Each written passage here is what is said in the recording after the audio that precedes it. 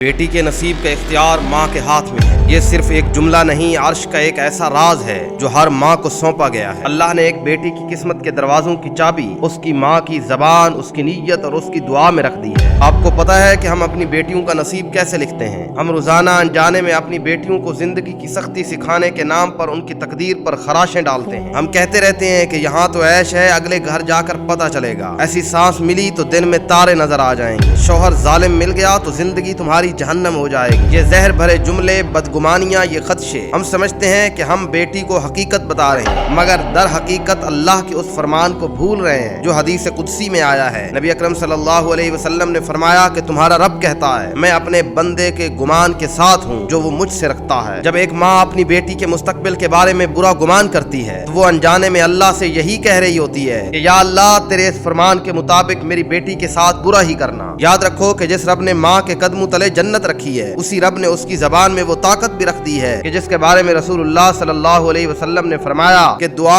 तकदीर को बदल देती है। आप जानते हैं कि अपनी बेटी का नसीब कैसे संवारें? जब आप अपनी बेटी को देखें, उसे कोई काम सिखाएं या उसे उसके मुस्तकबिल के बारे में तैयार करें, तो अपनी जबान पर ये अल्फाज लेके आएं कि मेरी शहजादी, तू जिस घर भी जाएगी वहाँ इज्जत पाएगी। अल्लाह तुझे ऐसी सास देगा जो तुझे अपनी बेटी समझेगी। तेरा शौहर तेरा लिबास बनेगा, तेरा साया और तेरा मुहाफिज होगा। तेरे कदमों में बरकत है, तेरे हाथों में रहमत है। जब एक माँ पूरे यकीन और अच्छे गुमान के साथ ये दुआ करती है तो तकदीर के कलम का रुख बदल जाता है, क्योंकि कुरान का वादा है, मुझसे दुआ करो मैं तुम्हारी दुआ कबूल करूंगा। ऐ माँ, तेरी जबान से निकला हुआ हर लफ्ज या तो तेरी बेटी के लिए फूलों का रास्ता बनता है या कांटों का बिस्तर बनता है। अब इंतखाब तेरे हाथ में है। और मैं सुनने वाली तमाम बेटियों से कहूंगा, आज जो कुछ भी तुम अनजाने में सुन रही हो, उसे अपनी औलाद की तकदीर न बनने देना। इस सिलसिले को यहीं खत्म करने देना। जो तलखी तुझे मिली है उसे आगे मिठास बनाकर मुंतकिल करना। जिंदगी, मौत और रिस्क अल्लाह के हाथ में है, मगर दुआ, गुमान और जबान, ये वो ताकत है जो अल्लाह ने माँ को अता की है। तो अपनी इस ताकत को अपनी औलाद के खिलाफ इस्तेमाल न करो, वरना अनजाने में तुम अपनी औलाद को अजाब में मुब्तला कर बैठोगी।